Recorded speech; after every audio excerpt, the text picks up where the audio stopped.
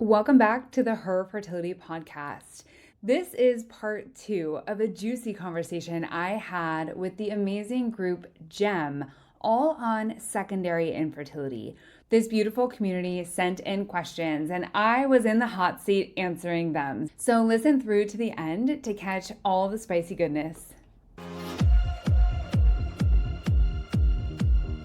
Welcome to Her Fertility, the podcast revolutionizing the way women are supported on their fertility journey. I'm your host, Jess Timms. With years of supporting women as a fertility doula, I've seen the emotional pain caused by infertility, including my own struggle with unexplained infertility. And I always knew there had to be a better way to support women with their fertility health and healing. We are here to reclaim control, find clarity, and transform the fertility conversation. How do I start tracking my cycle, learning about my cycle?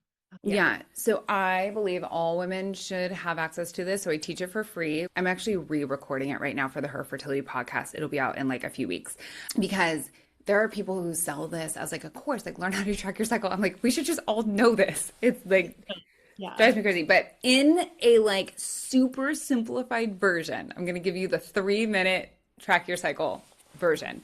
A woman's cycle is in 4 parts. So you have day 1 is the start of your period.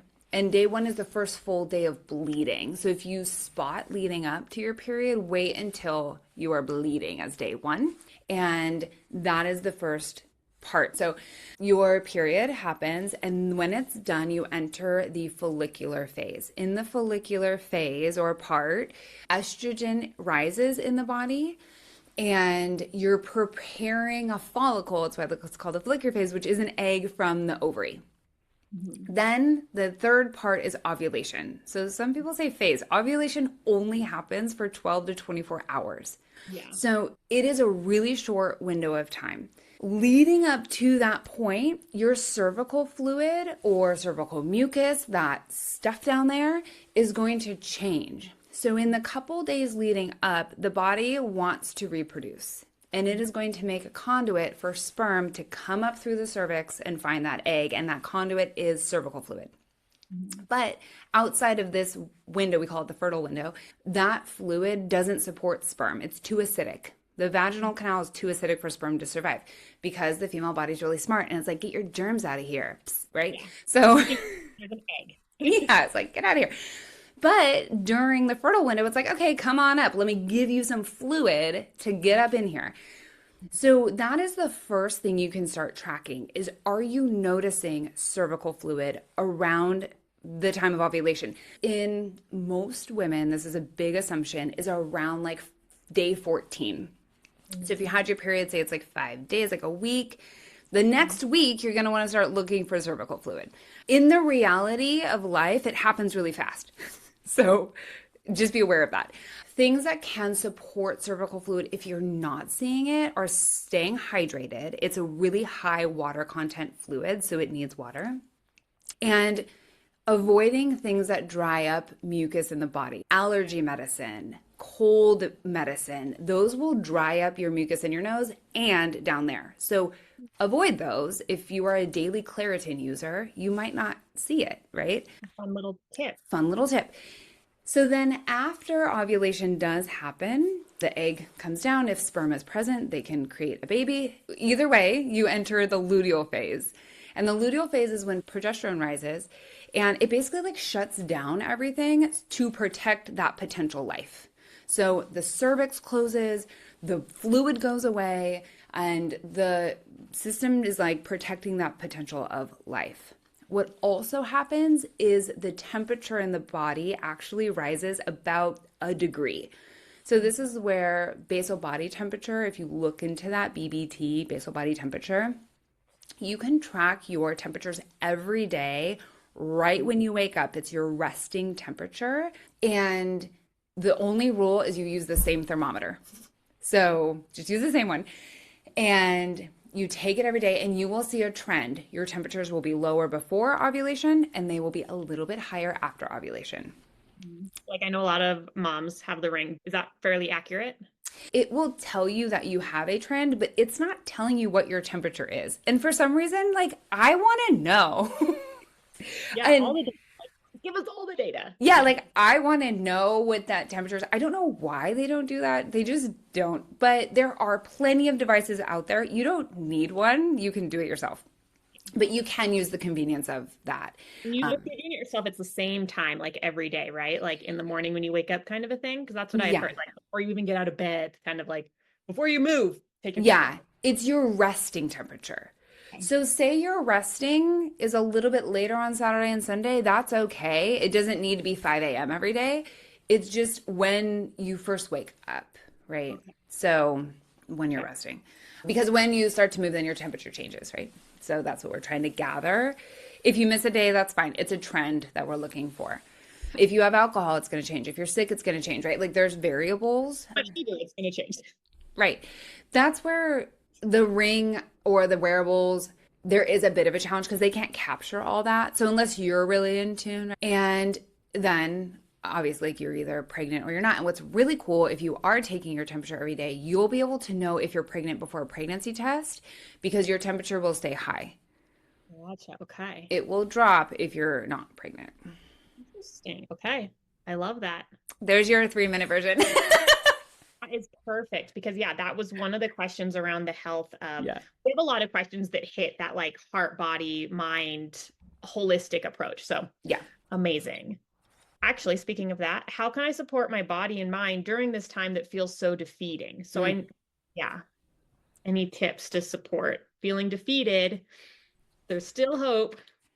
I'm so glad somebody was brave enough to ask that question. Thank you. It's a really hard question to ask. It's a really hard question to like come to terms with in yourself. And if you're feeling that way and asking that question, somebody else is too. So thank you for being brave enough. Yeah, this is why I do what I do, right? Like this is the heart and soul of fertility doula work. When we can understand the mind, we have again a little bit more agency around what's happening. We're really dynamic beings. I argue women are super smart, right? Like our mind can talk us into or out of anything. So when we can start to understand what the mind's function is and what it's doing, we can start to get agency over this feeling of defeat. Unpacking what we talked about a little bit more. Earlier, we talked about the subconscious mind. The subconscious mind is on all of the time. And when you're small, it is recording everything as fact. And this is one of my favorite facts actually about children. So up until about age 7 or 8, everything to a child is fact. This is why you can't joke with a child and say, I'm going to leave you in the parking lot. And they freak out because they're like, oh gosh, that's real, right? Like everything is fact. So your subconscious is recording everything. And that's why when you touch the hot stove, it's like, ouch, don't do that again. And then its job is to keep you safe. So then it's like, ooh, hot stove, don't touch that to keep you safe.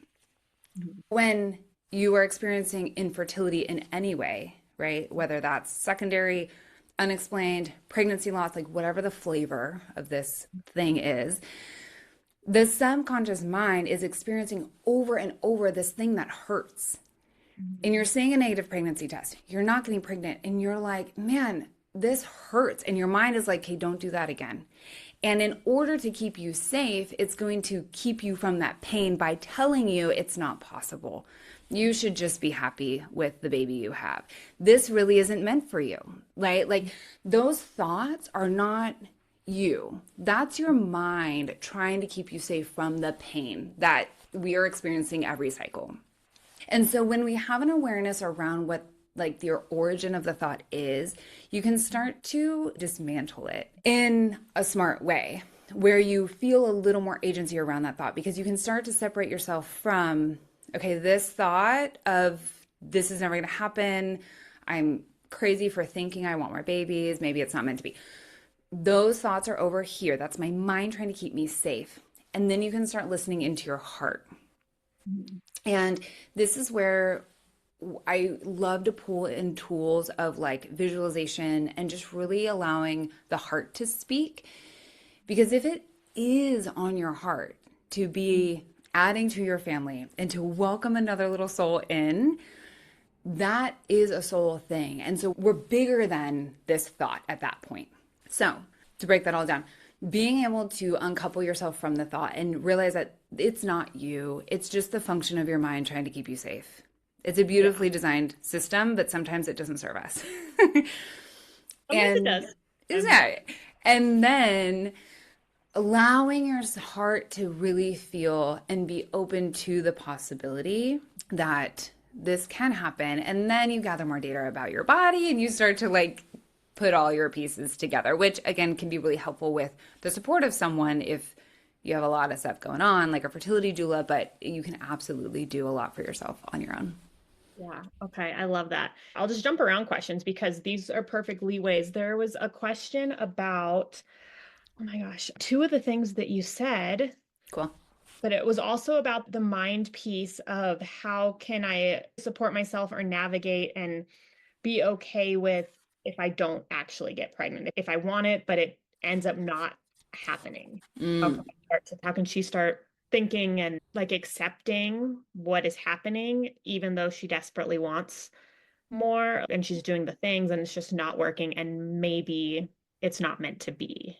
Yeah, a lot of the work I do one on one with people is when we're getting into this deeper stuff. And what I have found is this is really unique to the soul at this point, regardless of what you subscribe to in a belief system. I do believe like there's a higher part of us somewhere, our soul, in the body.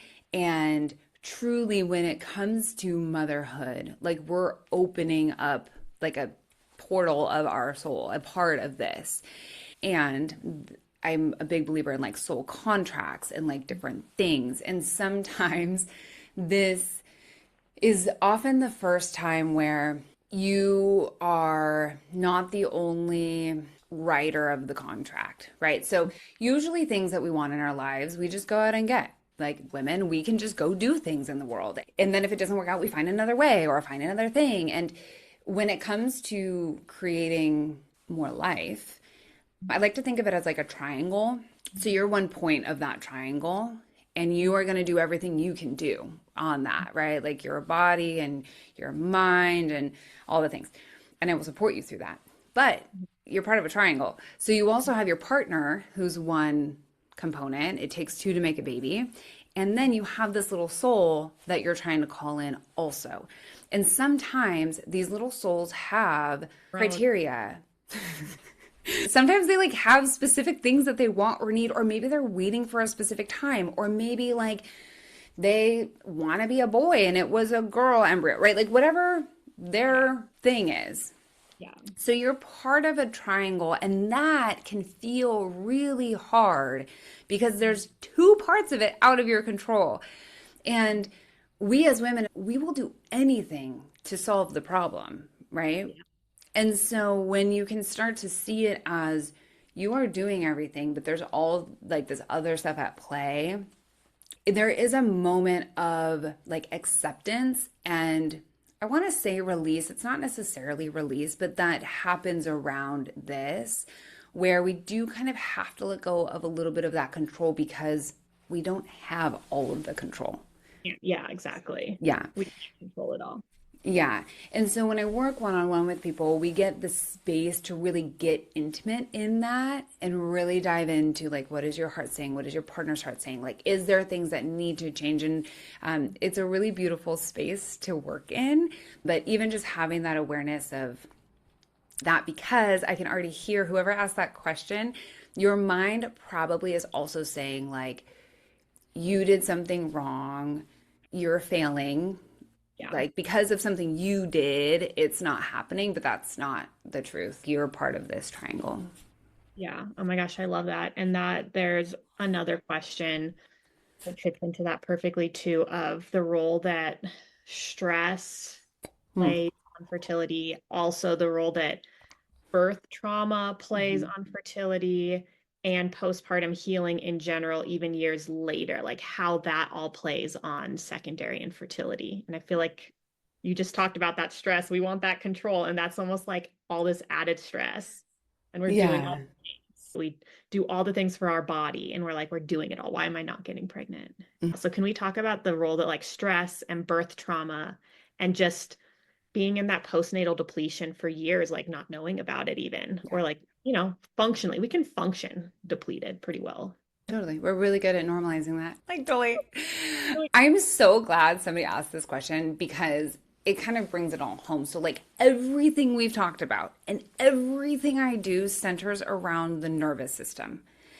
And the nervous system is the queen of our stress response. Will you ask the question exactly? Because I don't want to go off on a tangent because I So can't. it was three questions, but they were all the same. They just Okay. had a different topic, but it was how stress affects and secondary infertility. How does birth trauma affect it? And how does like postnatal depletion or just healing even Mm-hmm. years after birth? So those last two pieces, so like traumatic birth and postpartum healing, we're going to bump into the bucket of stress. We can understand that if your body's depleted, there's a stressor there. And it's not necessarily like being stressed by the depletion. It just doesn't have what it needs to function in a non-depleted state, right? And then traumatic birth, this is the same for somebody who has experienced pregnancy loss, like the same conversation. And what we don't normalize is that these are happening in your body. So the experience of a traumatic birth, not only does your mind remember it, and like you're telling the story around it. So like this is a mind thing, but your body and this at the cellular level also remembers it. So just because maybe you work with a therapist and you can talk differently about the experience and you feel that you've processed that experience, it also needs to be processed in your body. We do a lot of somatic work with what I do. We can't talk our way out of that memory. We have to get in the body and get that energy out. It's just an energy. You can totally do it, right? You're not defined by that experience. It's just something that we have to move out. But both of those are definitely impacting what we label as stress in the body. And stress, again, is just like extra energy out because the system is overstimulated. When we talk about the system, I mean the nervous system. And your nervous system is responding to real and perceived threats. So like what's actually happening, the depletion in your body, what's actually happening, your child, like my son this morning was like screaming. And I was like, what is wrong? And he's like, I'm just playing. And I'm like, don't scream when you play. Like, I think you're in trouble, right? So my nervous system is like, ah. And as moms, we have that a lot. Yeah. And so your nervous system is responding, and what happens in the body, your cortisol rises to respond to the threat.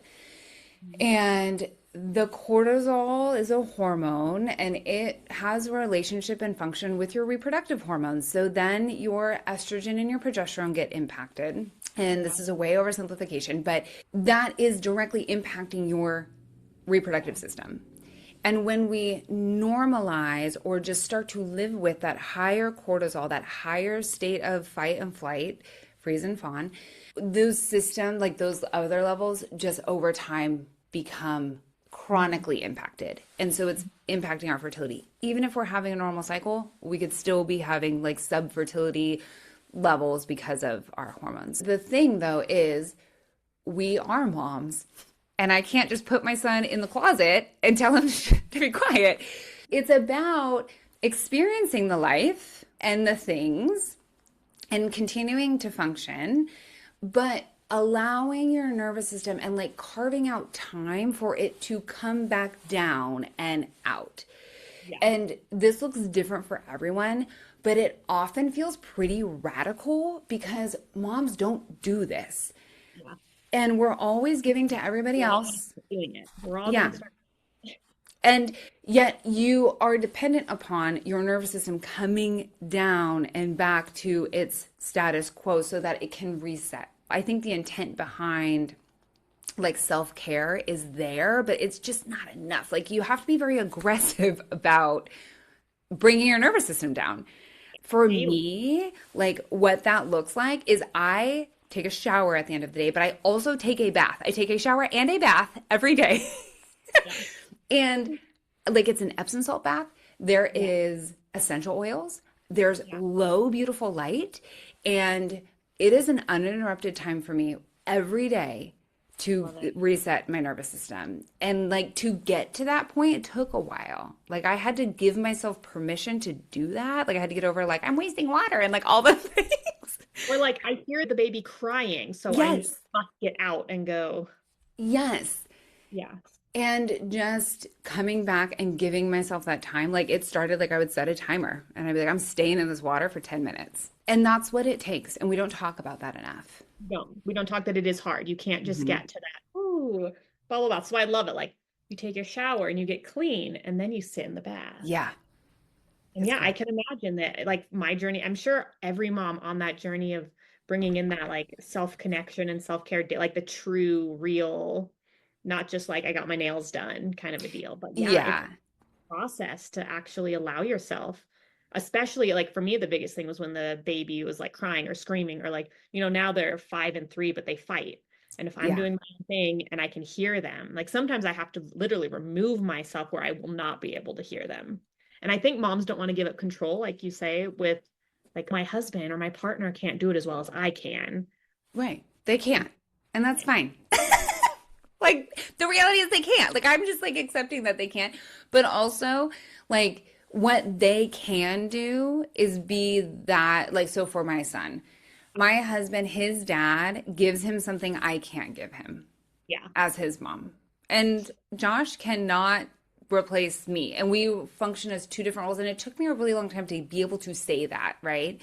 And yeah, when I finally allowed him to like step in and fumble through that role, that's when he was able to find the dad that he could be. One thing I want to add, if we like real quick on the stress conversation, because we said there's like the real threat and then the perceived Yeah. threat. So this is where the whole conversation around mindset comes in. And I'm not like the biggest fan of like affirmations because the mind is too smart for that. If you are telling yourself the story, especially around like a traumatic birth, the mind doesn't know that that is in the past. It's like, wait, again? Like, what? This is, like, it's like freaking out again. So being aware of the thoughts you're having and the stories you're telling yourself can be a game changer in the nervous system. I love that. I'm a huge believer of that part of the mindset too. Your Yeah. subconscious doesn't know past, doesn't know future. Yeah. The more you tell yourself, I am fertile, I am fertile, it's almost like counteractive because your mind's like, well, why are you telling yourself that? You don't wake up and tell yourself you have brown hair every day, and clearly you have brown hair every day. Yeah. So, yeah, those affirmations can be a little bit tricky. Yeah. It depends on how you use them. Sometimes they do more harm than good. Yeah, that could be a whole nother conversation. Yeah. Okay, I want to jump back to our cycles really quick. There was a question that said, what are some subtle cycle changes that can point to why conception is harder the second time? Is there anywhere on our cycle that are like subtle but like red flags to you? That's such a good question. Yeah. Because we've normalized painful, heavy periods. If you're having a painful, heavy period, that is common, but not what we want to see. Your period might have like a heavy day, and then it should leave you alone. And you should be able to function as you normally do while on your period. If you're not, then that is a sign that something is happening. A couple signs around, so then, like, that's your period. Should not debilitate you. If it does, we got to look at something. And the cool thing is, like, there's easy fixes to all of this, right? It doesn't mean you need to like go and be on medication or anything. You can do some really easy fixes.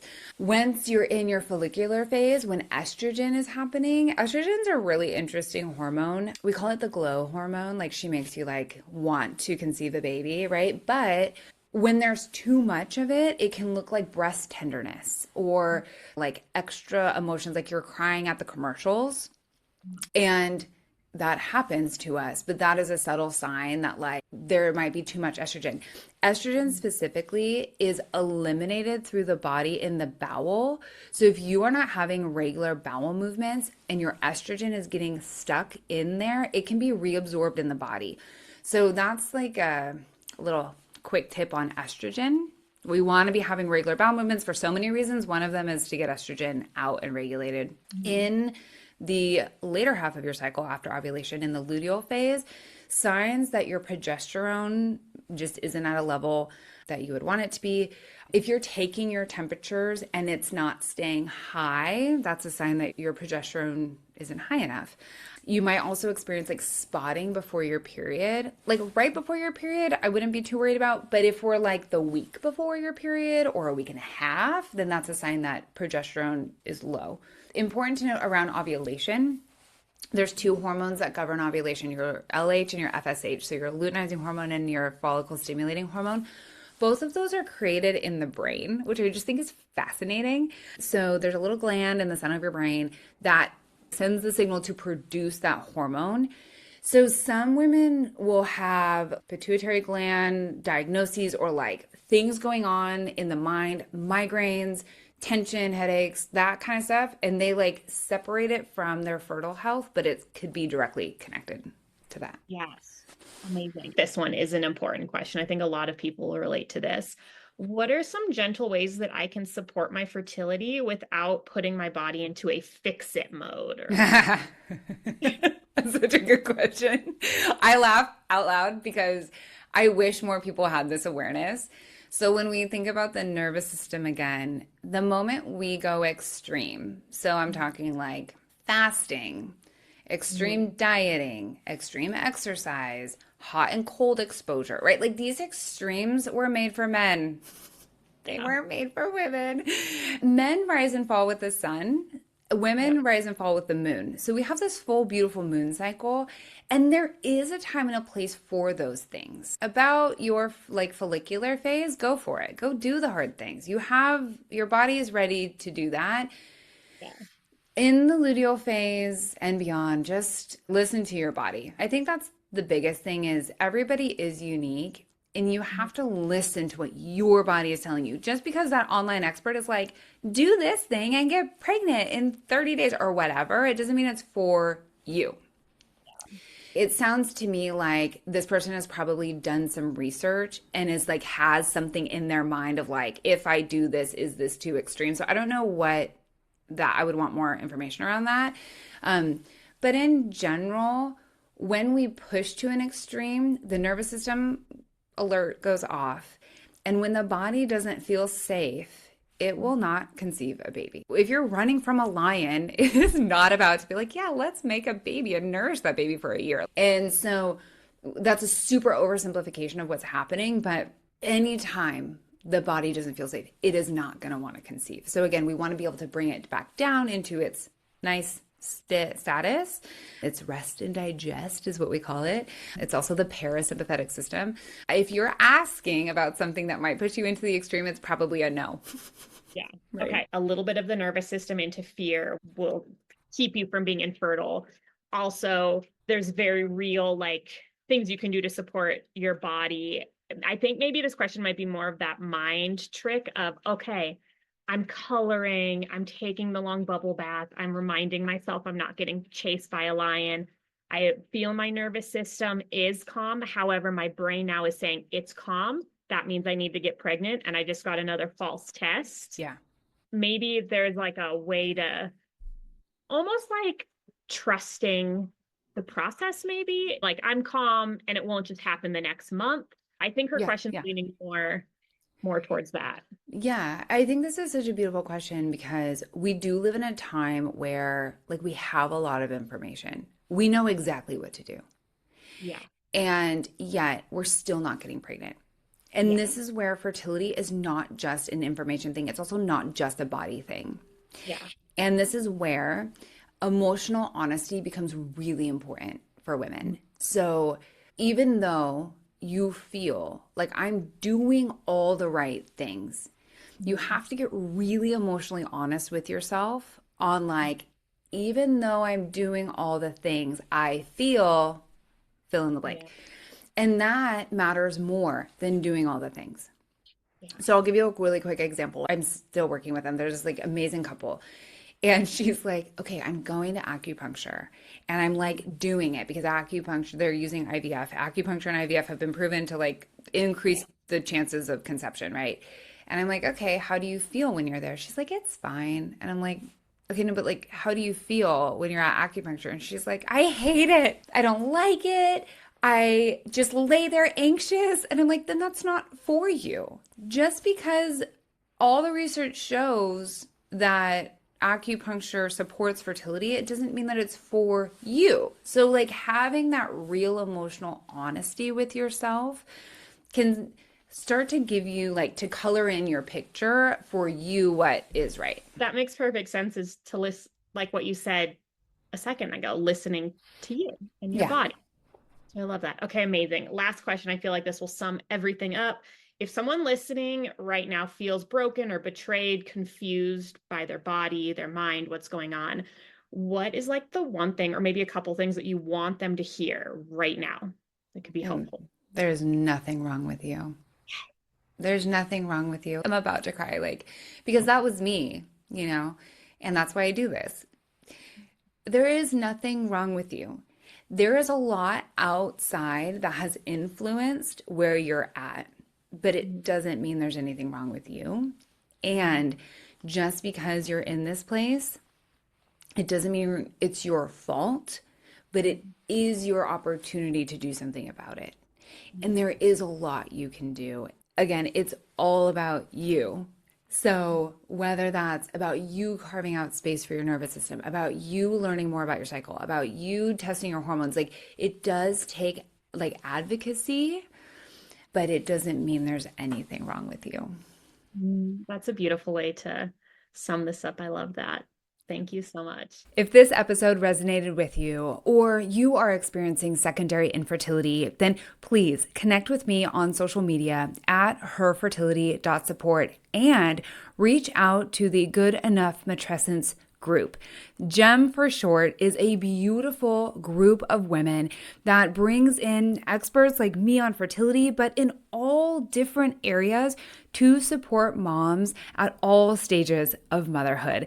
I was blown away by the thoughtfulness and depth of this community's questions, and I could really tell that they are such a genuine, authentic group full of smart and amazing moms who not only want to support each other, but live their best lives. So if you're into that, then check out their link in the show notes. Thank you so much for listening to this episode of the Her Fertility Podcast. In a sea of big name podcasts, your support means the world to me. If you enjoyed the show, I would so appreciate your support by leaving a review on Apple Podcast, Spotify, or YouTube, wherever you listen, to help me reach as many women as possible. You can also share this episode with a friend. Sharing the podcast is the best way to help it grow and build a community to support you on your fertility journey. If we aren't already connected, please find me at herfertility.support on social media, or sign up for one of my next fertility courses or offerings at www.herfertility.support.